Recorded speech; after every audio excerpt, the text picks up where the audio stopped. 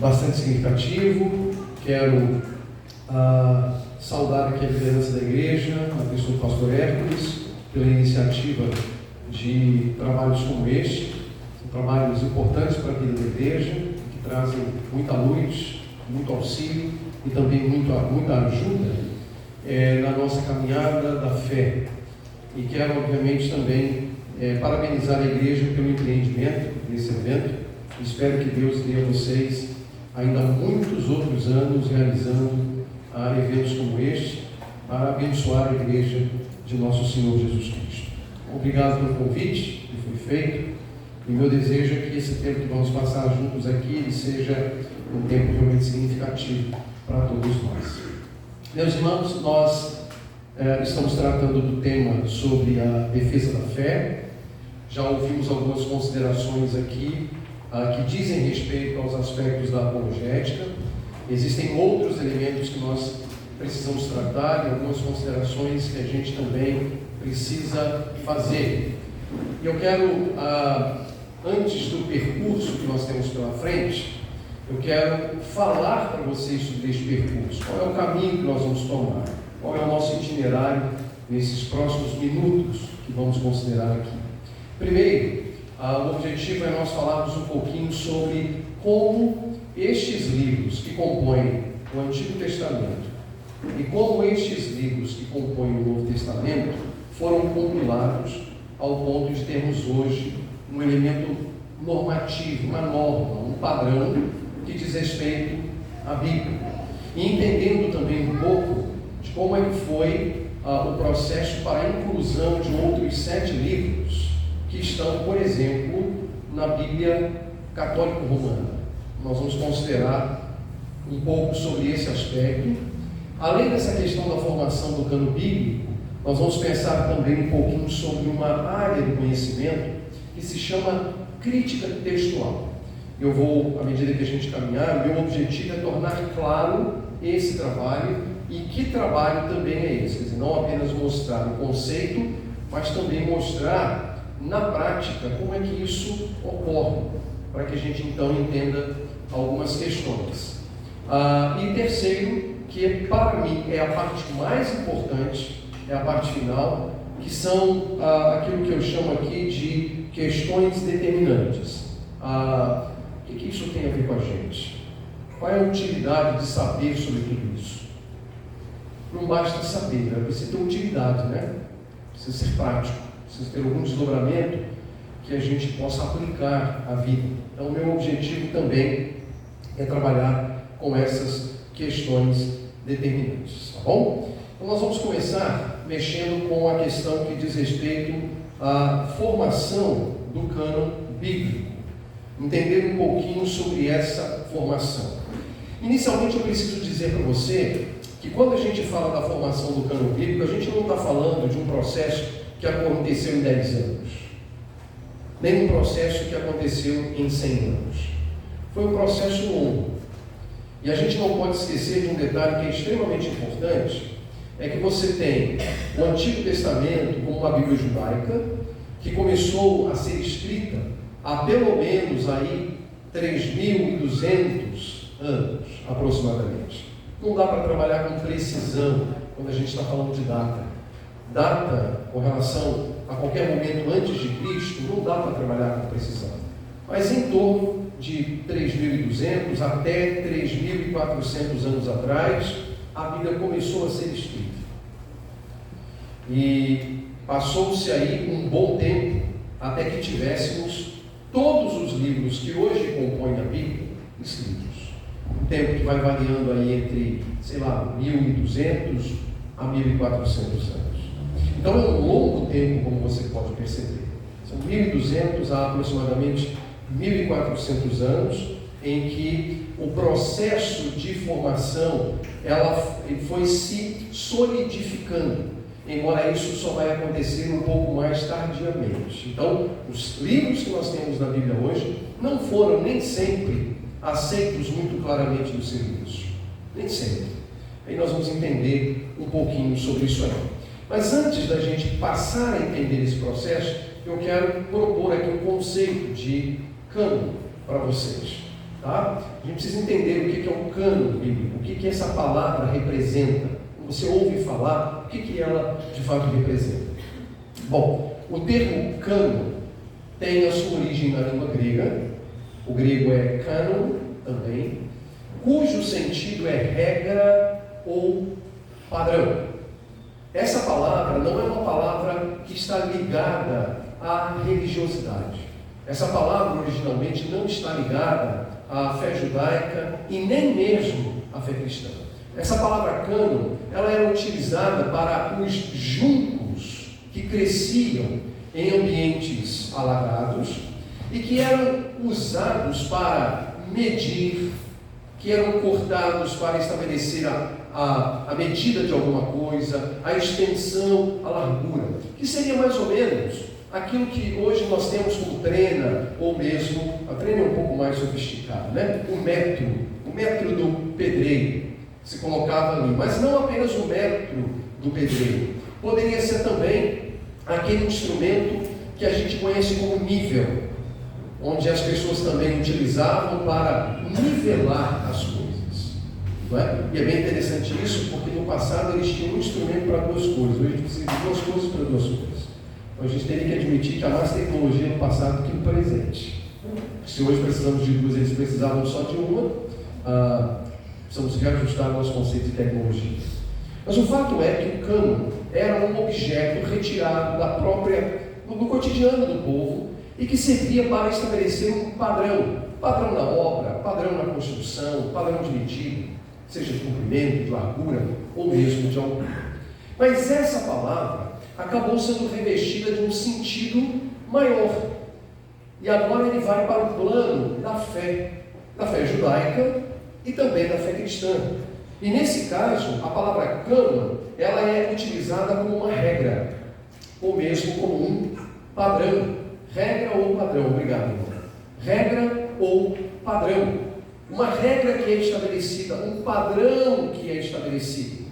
E no contexto especificamente da fé cristã, e no contexto da fé judaica, no contexto dos estudos bíblicos, é usado para aquilo que nós consideramos ser uma lista de livros que foi chancelada, que foi autorizada, tanto no Antigo Testamento quanto no Novo Testamento. Então, quando você ouve falar de cânon bíblico, o que você precisa ter em mente? Você precisa ter em mente que se trata de uma lista de livros que estabelecem um padrão de fé e de conduta para o Antigo Testamento e para o Novo Testamento. Esse conceito você sabe. Porque normalmente, quando nós fazemos uma alusão às Escrituras, normalmente nós dizemos que ela é a nossa única regra de fé e prática. Regra de fé e prática. Portanto, um cânon. Um cânon que estabelece o que eu devo crer, como eu devo crer e como eu devo viver. Então, ao falar de cânon, nós precisamos ter este elemento muito claro em nossa mente. Estamos falando de um padrão, de uma norma, de uma lista de livros autorizados em matéria de fé e prática. E aí precisamos olhar um pouco mais detalhadamente o cânon do Antigo Testamento. O cânon do Antigo Testamento, ele foi escrito num período entre 800 e 1000 anos aproximadamente, chegando talvez a um pouco mais, 1100 anos. Dias de Moisés, quando ele sai do cativeiro egípcio com o povo, e é no deserto, é durante os 40 anos do deserto, que Moisés escreve Gênesis, Êxodo, Levítico, Números e Deuteronômio. É verdade que existem alguns estudiosos que vão dizer que não foi Moisés que escreveu. Eles vão trabalhar inclusive teorias as mais loucas e absurdas que você pode conhecer sobre a configuração do Antigo Testamento. Tem uma teoria que eles chamam de JEDP, é uma loucura. Essa teoria da JEDP tem a ver com as iniciais de alguns nomes. Joda de Javiste, que tem a ver com o nome Javé. De Elohim, que é um dos nomes utilizados nas Escrituras em hebraico para fazer referência a Deus. aliás, faltou agora o D, né? O deuteronomístico, que seria um documento um tanto mais tardio. E o P seria da palavra inglesa priest, que é a palavra para sacerdote, sacerdotal. Só que sabe o que é engraçado? Esses estudiosos que falam do tal texto do JLP, quando é confrontado ao ponto de dizer assim, ok, se esses livros foram escritos de acordo com essa teoria, cadê os documentos? Cadê o J? Cadê o E? Cadê o D? Cadê o P? E aí ele sai pela tangente e diz, eles se perderam. Se perderam. Se perderam. Mas eu acho que não só os documentos se perderam, eles também se perderam, né? Acho que essa é a realidade. Mas a verdade é que Moisés é o autor de Gênesis, Êxodo, Levítico, no mesmo Deuteronômio.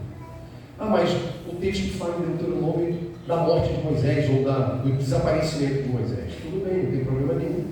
Ele tem um auxiliar ali chamado Josué, que era tão idôneo e competente quanto ele. Mas como a maior parte do livro foi escrito por Moisés, atribui-se a Moisés a autoria do livro. Não tem problema nenhum. Então você tem ali Moisés escrevendo essas obras durante os 40 anos no deserto. Ele está escrevendo enquanto caminha. Durante 40 anos Moisés está escrevendo essas obras. E aí depois você tem os outros livros do Antigo Testamento. Você tem Josué, Juízes, Ruth, os 2 livros de Samuel, os 2 livros de Reis, os 2 livros de Crônicas, o livro de Esdras, Jeremias, de Esther, Jó, Salmos, Provérbios, Eclesiastes, Cantares de Salomão, Isaías, Jeremias, enfim, você pode seguir até o livro de Malaquias. O livro de Malaquias. Esses livros foram escritos por pessoas que são consideradas, dentro do contexto da fé judaica, profetas. Moisés foi um profeta. Mesmo Davi, sendo rei, ele também foi um profeta. Porque ele falou, por exemplo, dos dias de Cristo. Há salmos, chamados de salmos messiânicos, que falam claramente sobre Jesus. E tanto falam que os autores do Novo Testamento fazem uso desses textos para falar sobre Jesus. Então você tem os profetas. E esses livros, eles foram sendo configurados à medida que o tempo passou.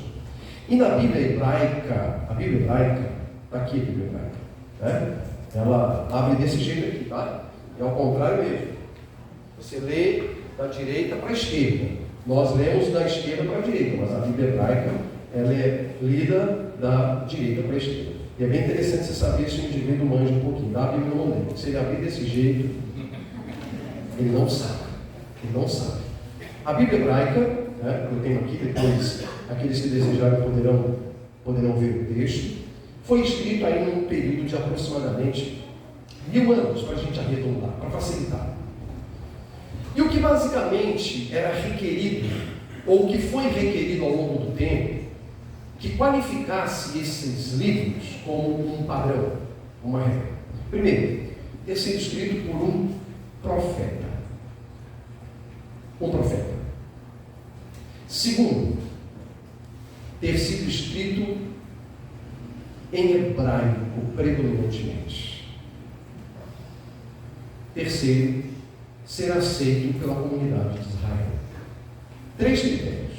Precisava ser um profeta, precisava ser escrito em hebraico predominantemente e precisava ter a aceitação da comunidade de Israel ao longo daquele período.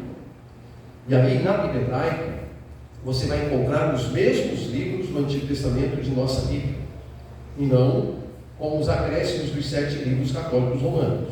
Na Bíblia hebraica não estão os 7 livros que estão na Bíblia católica romana no Antigo Testamento. Livros como 1 e 2 Macabeus, Judite, Eclesiástico. Esses livros não constam na Bíblia hebraica. E conquanto a Igreja Católica possa tê-los como escritura autoritativa, não é legitimada nem mesmo pelos judeus, que são os proprietários originais do Antigo Testamento. Eles não reconhecem aquelas obras como autoritativas, como reguladoras da fé e da prática. Esse é um ponto que a gente precisa entender. Os 39 livros do Antigo Testamento são os mesmos livros que compõem a Bíblia hebraica, o Antigo Testamento. Só que numa configuração um pouco diferente. Na nossa Bíblia, se você é embaixador do rei, ou foi embaixador do rei, se você é mensageiro do rei, foi mensageiro do rei, você sabe, você tem 2 testamentos com 39 livros no Antigo e 27 no Novo. Bom, o embaixador tem que saber isso. O mensageiro tem que saber isso. Aliás, qualquer crente tem que saber isso. Ok? 39 no Antigo, 27 no Novo. Mas na Bíblia hebraica, esses 39 são contados em apenas 24. Mas cadê os outros 15? É porque, por exemplo, livro de Samuel, você tem 1ª e 2ª Samuel. Para eles, é Samuel, então é um livro só. O livro de Reis, são 2 na nossa Bíblia, mas para eles, um só. Os livros de Crônicas, são 2 na nossa Bíblia, mas para eles, um só. É o mesmo conteúdo, só que para nós em 2 livros e para ele em um livro só, tudo junto. 1ª e 2ª Crônicas, 1ª e 2ª Reis, 1ª e 2ª Samuel. E tem um outro detalhe quanto aos profetas. Nós fazemos distinção entre profetas maiores e menores. E dizemos que os profetas menores são 12. Mas para eles, os 12 profetas menores é um livro só. Um livro só. E como é que é configurada a Bíblia hebraica? Você tem a Torá, que é o Pentateuco, Gênesis, Êxodo, Levítico, Números e Deuteronômio. E depois, na Bíblia hebraica, você tem os chamados proféticos. No nosso caso, são os históricos. Para eles, os proféticos. E quais são os livros proféticos? Josué, Juízes, Samuel, os 2 livros, e Reis, os 2 livros. Mas espera aí, ali tem história, não tem profecia. Sim, porque na mentalidade do judeu, o ambiente para a profecia é ambiente profético. Então, Josué, Juízes, Samuel e Reis apresentam os ambientes em que os profetas profetizaram. E quais são os profetas que profetizaram, cujos livros estão no cânon bíblico? Isaías, Jeremias, Ezequiel e os 12 profetas menores. Mas e Daniel? Não, Daniel não é profeta do judeu. Daniel ele vai para a 3ª categoria. Primeiro é Pentateuco ou Torá, depois profeta, são proféticos. E aí eles têm os escritos. Daniel é um livro que está na categoria dos escritos. É uma configuração diferente, mas são os mesmos textos que nós temos. Exatamente os mesmos. Ok? Eles em 24 livros, nós em 39 livros, porque nós separamos os profetas menores livro a livro. Não tem problema nenhum, não tem dificuldade nenhuma. E essa nossa divisão, ela tem uma influência tanto grega quanto latina. Nós herdamos essa divisão tanto da Bíblia grega quanto da Bíblia latina. Então, quando a gente fala no Antigo Testamento, estamos falando dessa estrutura. Mas quando é que isso foi confirmado? Quando é que os judeus sancionaram, legitimaram esse texto como canônico? Será que foi em algum momento histórico? Bom, há grandes indícios, fortes indícios, que isso vai acontecer exatamente no 1º século, depois da pregação do Evangelho. Porque, veja, você sabe que muitos judeus não receberam a mensagem de Jesus. Claro que muitos judeus também receberam. A fé que nós conhecemos como cristã, ela surge no contexto do judaísmo. Era o contexto das sinagogas, era o contexto de Jerusalém, era o contexto da Judeia, era o contexto da Galileia, no contexto judeu. Jesus era um judeu, no sentido pleno da palavra. Ele era um judeu que ia à sinagoga, ele era um judeu que frequentava as festas judaicas, ele era um judeu que orava, ele era um judeu que observava os ritos. Ele observava os ritos. Nós não temos em nenhum momento Jesus saindo de cena. Ele mesmo disse no Sermão da Montanha assim, eu não vim para abrogar a lei, mas eu vim para cumprir a lei. A lei não era algo estranho a Jesus e algo que ele colocou de lado. Não, Jesus cumpriu a lei. Ele era um judeu, ele conhecia as escrituras da Bíblia hebraica. Mas à medida que ele começa a pregar o Evangelho, no meio dos judeus, os judeus religiosos começam a ter algum nível de dificuldade com relação aos novos ensinos. E aí eles começam a perceber que está começando a transitar algumas cartas, algumas obras entre alguns grupos de judeus. E aí, para impedir que essas obras de alguma maneira fossem recebidas como obras autoritativas, o que eles fazem? Muito provavelmente eles se reúnem numa região chamada Yânia, ou Jânia, ali na região mais ao norte, próximo à Síria, e eles então realizam um grande evento, onde eles fecham, através de uma decisão, o cânon do Antigo Testamento, que é o cânon que nós temos. Então veja, o cânon do Antigo Testamento só vai ser fechado no primeiro século, já no final do primeiro século. Não foi algo que aconteceu antes. Agora é claro, o processo de legitimação desses livros, ele foi um longo processo, em que Deus esteve sobre toda a história desse processo, para cumprir o seu propósito de legitimar esses 39 livros, ou 24, dependendo de qual livro nós estamos olhando, como uma regra de fé e prática. O cânon do Antigo Testamento. E é um processo muito parecido no que respeita ao Novo Testamento. Só que o Novo Testamento tem ali as obras escritas no primeiro século. E há teorias absurdas também, como a JLP, em relação aos evangelhos, em relação a algumas obras ali do Novo Testamento, cujos documentos também nunca acharam, nunca encontraram, mas se formularam teorias, plausíveis até, mas teorias. Quais os critérios para que um livro do Novo Testamento fosse legitimado? É só você fazer a correlação com o Antigo Testamento. Se no Antigo Testamento um livro era legitimado porque era escrito por um profeta, no Novo Testamento seria por um apóstolo.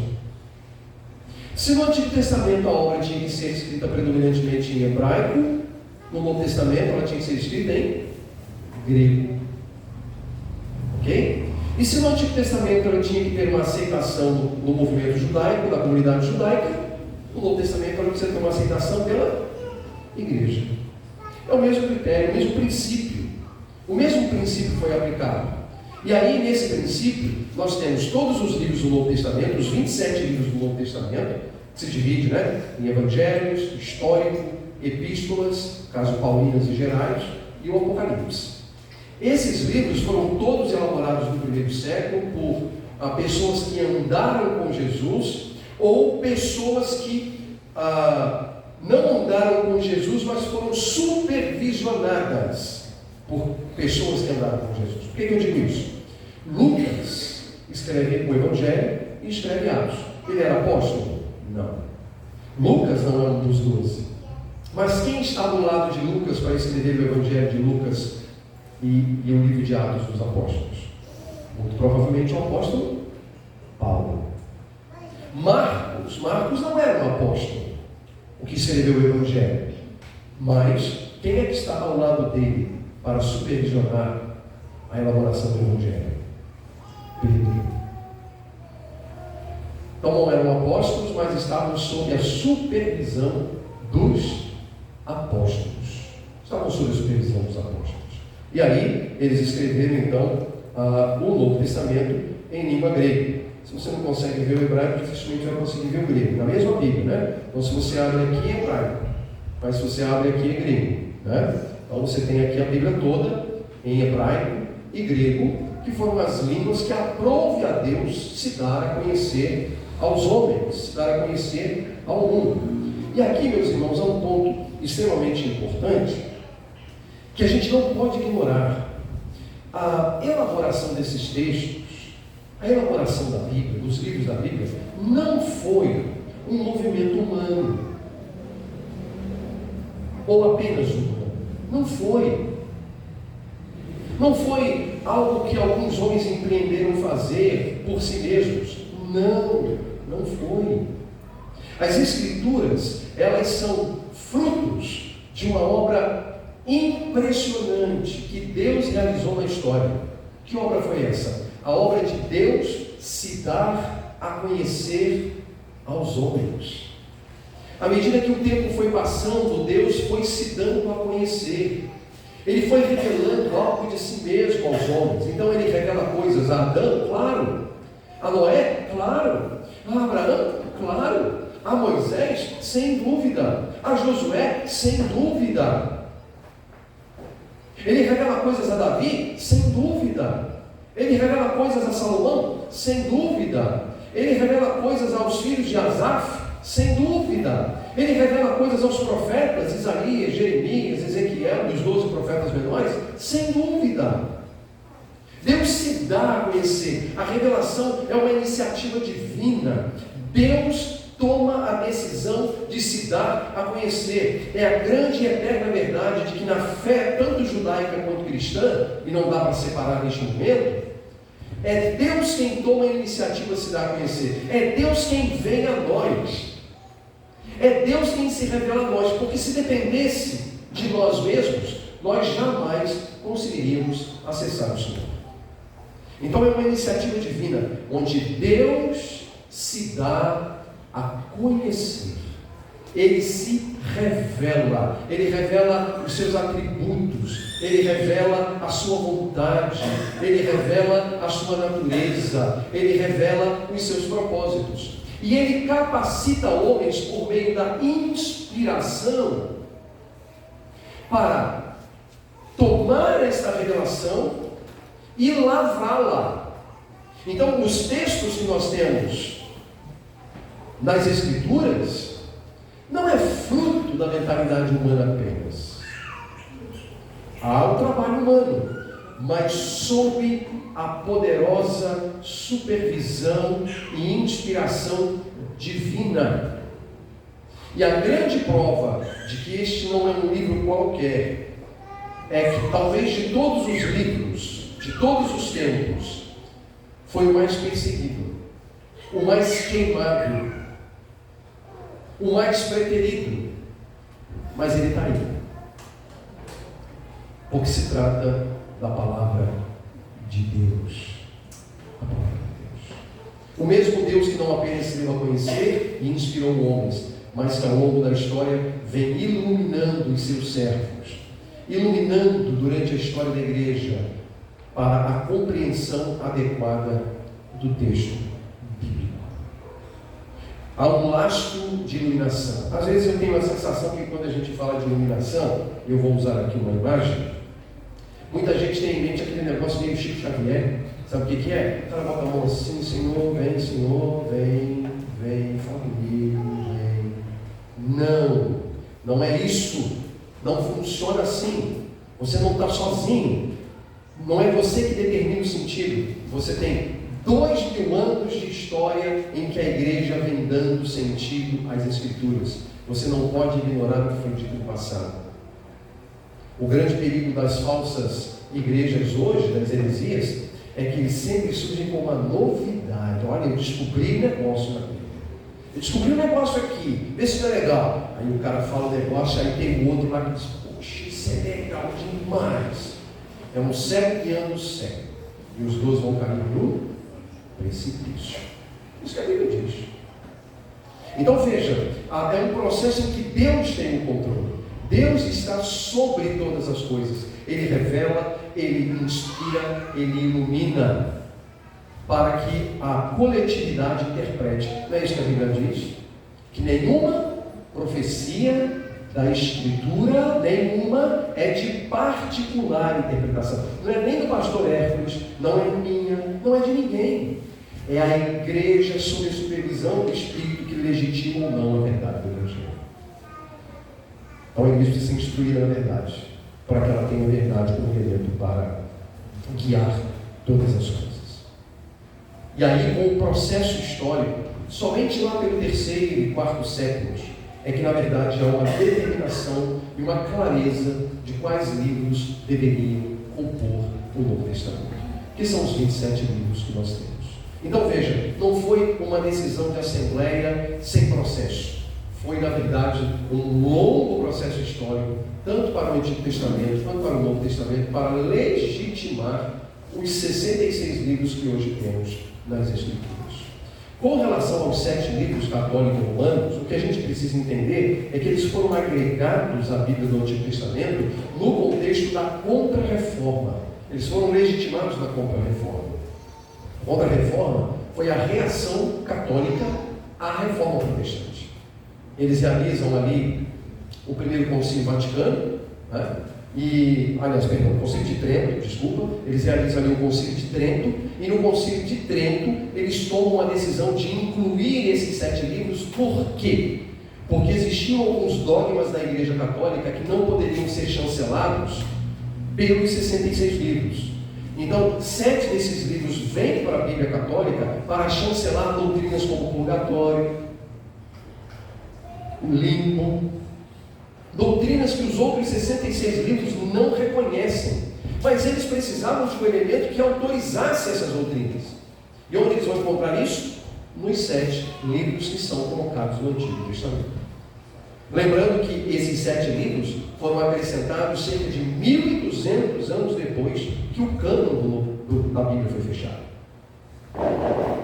1.200 anos depois. E detalhe, não, no caso sendo livros do Antigo Testamento, não foram escritos por profetas, não foram escritos em hebraico, ou predominantemente hebraico, eles foram escritos em grego, e não tinha aceitação dos judeus. Então eles entram para o cânon sem esses 3 critérios.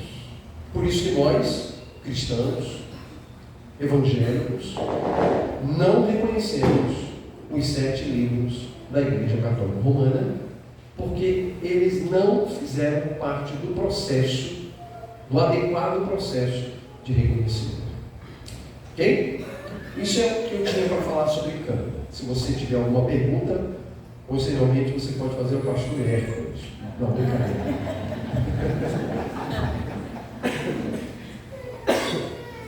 Vamos para a próxima. Crítica textual aplicada à Bíblia. Vamos tentar entender esse negócio de crítica textual. Primeiro a gente precisa dizer que o cenário no mundo evangélico mudou no século XVIII. Tá? Nem tudo foi mil maravilhas. A partir do século XVIII a gente tem coisas. Há coisas acontecendo. Mas o século XVIII vai ser importante, ali o século XIX, porque vai ser um momento em que, na história, a Bíblia vai ser tratada como um livro de literatura qualquer. Ela vai ser submetida a todos os elementos críticos que um livro de literatura poderia ser. Abandona-se o papel, o caráter espiritual e divino dela, para buscar, através do chamado método histórico-crítico. Você não precisa memorizar isso, mas é um método histórico-crítico, em que a Bíblia ela é dissecada para buscar aqui soluções para eventuais problemas que a Bíblia traz. É nesse tempo que muitas das grandes doutrinas da fé cristã começam a ser atacadas. É nesse tempo que se começa a atacar a veracidade, a validade, a autoridade da própria Bíblia. É nesse tempo que se vai questionar a revelação. Que coisa é essa de revelação? Revelação é um negócio sobrenatural. A gente não acredita em sobrenatural. Inspiração, que negócio é esse de inspiração? A gente não acredita em sobrenatural. E daí vem a reboque. Ressurreição? Ressurreição é sobrenatural. Jesus na verdade não ressuscitou. Foram alguns homens que disseram que ele ressuscitou, mas na verdade ele não ressuscitou. Foi um discurso criado. Isso começa no século XVIII. A gente está falando de 250 anos aproximadamente atrás, onde a Bíblia ela é colocada em xeque. Inclusive a autoridade da Bíblia vai ser questionada. A autoridade espiritual da Bíblia vai ser questionada, e pasmem, dentro do movimento cristão, sobretudo na Europa. Mas eu costumo dizer que quando a gente pensa em Europa, Estados Unidos e Brasil, a gente precisa ter uma ideia muito clara na mente, né? Eu costumo dizer que teologia é igual vinho. É igual vinho. Ele é prensado na Alemanha, envelhecido na Inglaterra, corrompido nos Estados Unidos e consumido no Brasil. É desse jeito que funciona. Teologia no Brasil é isso.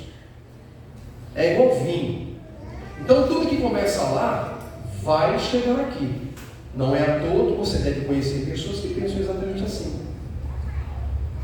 E às vezes nem da igreja, que desqualifica a autoridade da Bíblia, que desqualifica a verdade da Bíblia.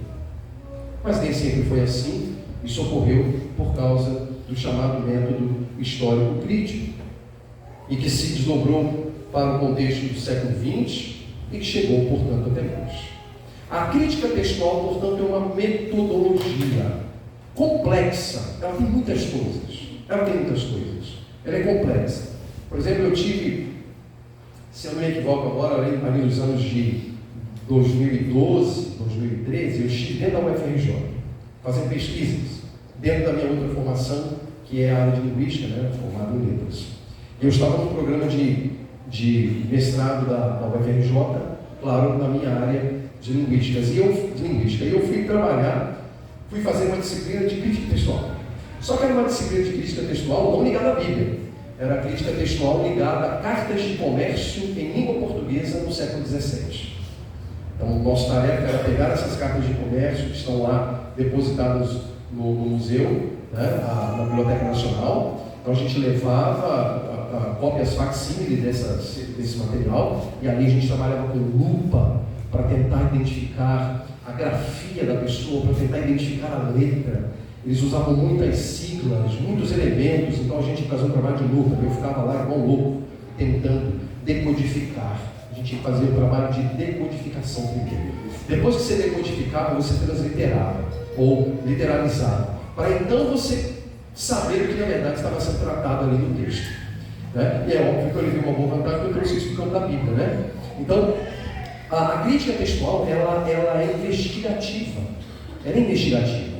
Você põe lá a lupa para poder aumentar, para tentar ver semelhança entre uma palavra e outra, entre uma letra e outra, e uma grafia e outra. E tudo para estudar, sabe o quê?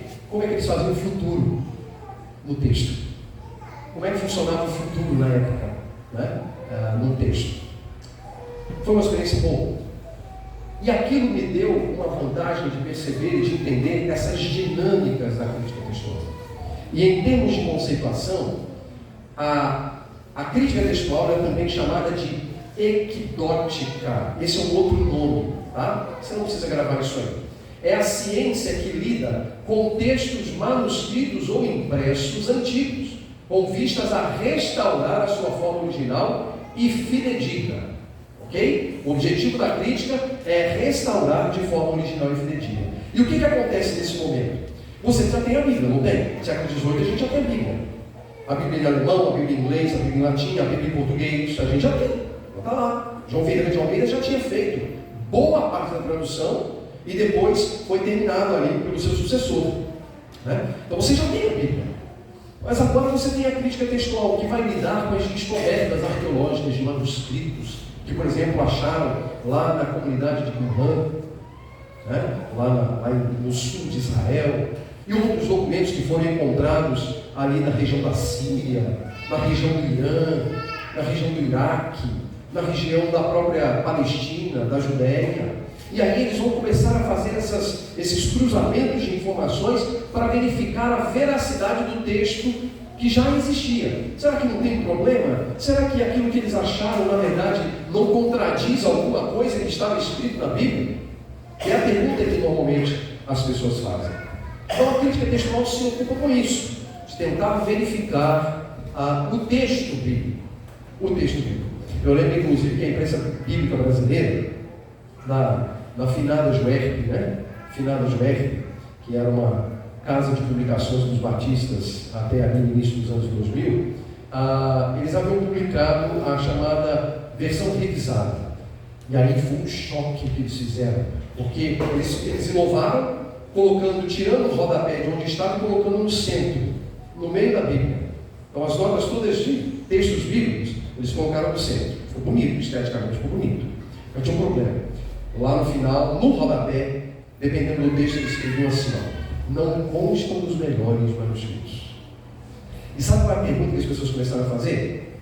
Então, pastor, isso aqui não é um texto canônico, autorizado, alguém colocou depois? Aí você tinha que explicar para o sujeito que estava acontecendo. Então, quer dizer, a imprensa bíblica brasileira arrumou um problema para a gente.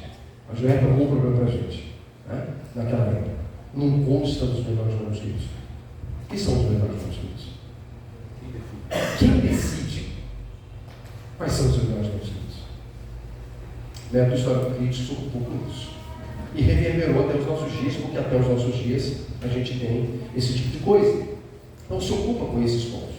E a tarefa da crítica textual é sim, ela tem a sua utilidade. Eu não estou aqui negando, ela tem a sua utilidade. Mas ela não pode ser um elemento determinante. Porque a tarefa da crítica textual é uma tarefa científica. O problema é que nós vivemos numa geração onde a ciência foi elevada ao grau de divindade. Não é verdade? A ciência hoje não foi elevada ao grau de divindade. Teve pandemia aqui na cidade de vocês? Teve aqui? Lá onde eu moro teve. Teve gente com pandemia aqui? Acredito que teve pandemia aqui, não teve? Vocês não estavam blindados de Covid aqui não, né? Quando foi na vida de vocês que vocês ouviram falar tanto de ciência? E quando foi na vida de vocês que a ciência foi tão determinante? Inclusive fechando as igrejas, em nome da ciência. Não resta dúvida que perdemos muitos entes queridos.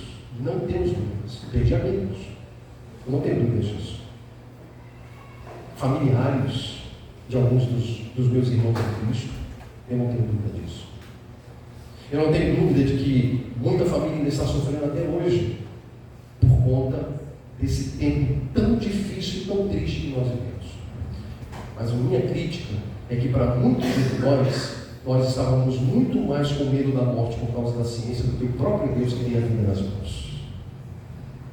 A ciência nos escravizou, ela nos oprimiu, nós tivemos medo e ignoramos a verdade bíblica, que é: eu não morrerei nem um minuto a mais, nem um minuto a menos do que Deus escreveu nas palmas das suas mãos. Nem a Covid teria poder para isso. Por isso nós estamos aqui, nós passamos. Porque é Deus quem tem a minha vida e a sua vida nas mãos dele, não é a ciência. A ciência não pode ser elevada ao grau de divindade. Mas quando se trabalha esse princípio da crítica textual, muitas pessoas fazem da crítica textual a divindade, esquecendo-se da verdade, da palavra de Deus. E nesse campo, meus irmãos, nós temos a chamada manuscritologia bíblica, que é uma série de documentos, achados bíblicos, que são feitos em de várias formas, encontrados de várias maneiras. Por exemplo, há manuscritos que são feitos em papiros. Lembra quando eu falei do junco, ao falar de cano? O junco, ele soltava uma folha, que essa folha era prensada com pedras, umas sobre outras, em formato de tiras, e era exposta ao sol. Quando ela secava, ela era raspada, lixada, e as pessoas escreviam ali. Era papiro. Aí, com a sofisticação tecnológica, eles começaram a usar o couro de animais. Então, animais que eram mortos, eles tiravam o couro, punham ao sol para secar, raspavam o couro, cortavam em tiras e ali eles escreviam textos, são chamados pergaminhos. Pergaminhos. E aí depois, obviamente, veio papel. Hoje nós temos nem mais o papel, né? Hoje nós temos o texto digital, por exemplo, em mãos. O fato é que a manuscritologia lida com esses achados de papiros, pergaminhos, às vezes jarros da época em que havia inscrições bíblicas e que se quebraram, e aí acharam pedaços de jarros, eles eram levados para determinados lugares, para pesquisa arqueológica, e ali iam compondo. Para vocês terem uma ideia, existe hoje mais de 5.000 manuscritos diferentes da Bíblia. 5.000 manuscritos diferentes da Bíblia, de achados que foram feitos. E há manuscritos de todo tipo. Eu quero mostrar 2 modelos para vocês. 2 modelos. O primeiro modelo é esse aqui. Eu sei que você não vai entender. Ok? Esse aqui é um texto que a gente chama de nuncial. É uma maneira muito própria dos gregos escreverem. Eles escreviam todo o texto em maiúsculas e não separavam palavra de palavra. Então ali não é erro de digitação não, gente. Aquilo ali é um texto. Só que veja, não tem separação entre as palavras. São chamados nunciais, que são documentos extremamente importantes, porque são considerados os mais antigos e elaborados pelos melhores copistas, os mais capazes copistas. Agora, esse mesmo texto que você está vendo aqui, é esse texto aqui, só que agora ele é minúsculo, né?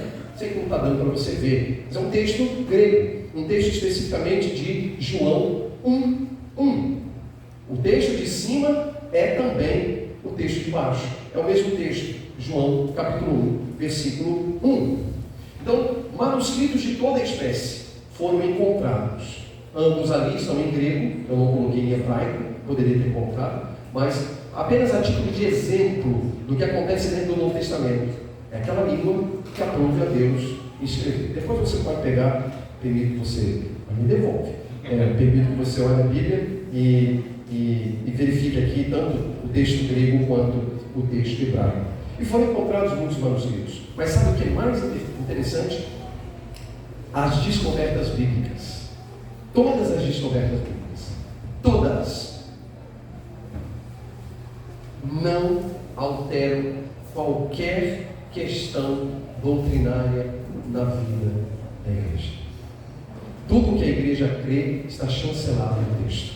Porque qual é a dúvida lá? A dúvida lá é às vezes onde termina uma ideia e começa outra, ou às vezes uma coisa tão boba, se o verbo, por causa de uma letra, ele está no presente do indicativo ou está no presente do subjuntivo. Por causa de uma letra. Mas não é nada que mude significativamente. E não muda de fato doutrinariamente nada. Se você pegar as obras de Platão, por exemplo, também tem esse trabalho. E aí você vai encontrar discrepâncias enormes entre uma obra e outra. Discrepâncias enormes, que ferem conceitos considerados platônicos.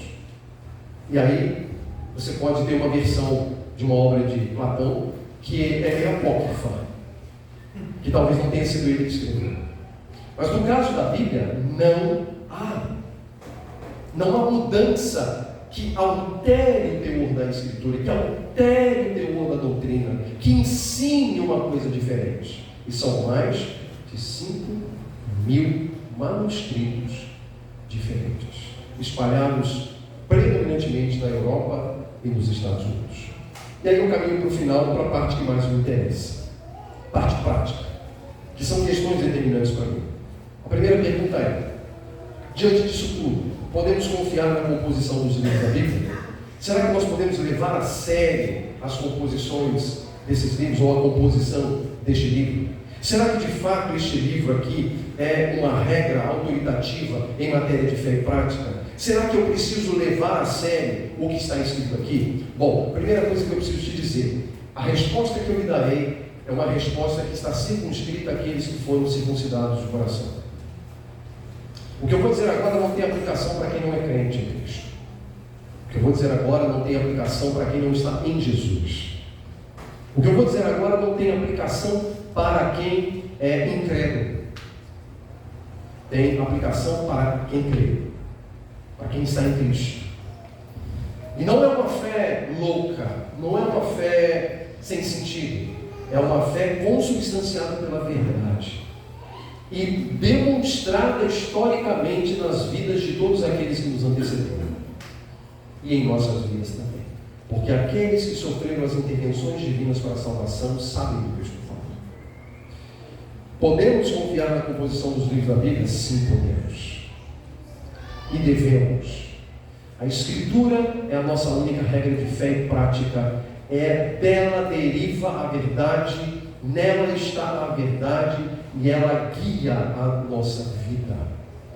Viver de acordo com os padrões escriturísticos da Bíblia é viver de um modo que honra e glorifica a Deus. Nós encontramos nas Escrituras, que nos aponta para Cristo, nós encontramos verdade, nós encontramos beleza e nós encontramos sentido para a vida, como escreveu Francis Schaeffer. Verdade, beleza e sentido para a vida. Você quer encontrar verdade, beleza e sentido para a vida? Leia as Escrituras, porque elas nos levarão a Cristo, o nosso Salvador. Podemos confiar. Você deve confiar. A sua fé em Deus deve mover o seu coração para amar as Escrituras, para meditar nas Escrituras, para andar de acordo com as Escrituras. Segunda pergunta: como lidamos com as supostas adições e divergências entre os manuscritos antigos da Bíblia? Eu acho que a palavra suposta já diz tudo. São apenas suposições. Suposições, gente. Suposições. São hipóteses. Hipóteses. Você pode pegar a Bíblia mais antiga da história, se você puder acessar uma Bíblia mais antiga, do século III, do século IV, você vai ver que não há plausibilidade com relação a essas questões de adições e divergências. E aí, eu vou ser um pouco pessoal, mas Hércules é meu amigo, nos conhecemos há muitos anos e ele vai entender o que eu vou dizer. Por exemplo, eu ontem cheguei de São José, dando aulas lá no Seminário Martin Luther, e eu fui abordado por um aluno com a seguinte pergunta. Simples, uma pergunta simples, né? Ele falou assim: pastor, o senhor prega em Marcos 16, 9 a 20? Por que ele fez essa pergunta? Porque Marcos 16, 9 a 20 não constam dos melhores manuscritos. Seria um acréscimo posterior. Aí eu disse para ele: prego. O camarada ficou branco. O senhor prega? Eu prego. Aliás, você pode entrar no Spotify da igreja, pode entrar no YouTube da igreja, que o seu irmão está lá. Prego. E eu prego por quê?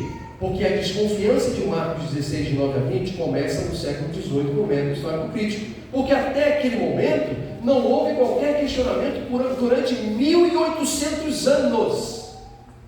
1800 anos na história. Não houve desconfiança do texto.